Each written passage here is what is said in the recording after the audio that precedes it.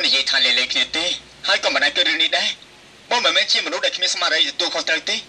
អ្នកណាឲ្យបងទទួលខុសត្រូវហេមិនក៏អ្នកទៅពីនៅទីនេះ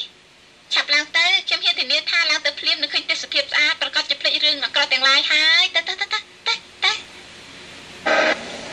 មិនចាំកើតមានអីខុសគ្នាទៅប្រកាសជាមានហើយឥឡូវនេះគឺមានហើយតើគឺបងនិយាយបងត្រូវតែទទួលខុសត្រូវតែបងជាអ្នកទទួលខុសត្រូវអូនសួរស្រីទាំងឡាយទៅមើលតើបងទទួលខុសត្រូវមិនខុសទេទទួលខុសត្រូវទេបងប្រាប់អូនតាមត្រាំមកតើបងចង់បានកូនឬអត់បងនិយាយបញ្ហានេះច្រើនដងមកហើយអូនឯងក៏ឯងធៀបដែរ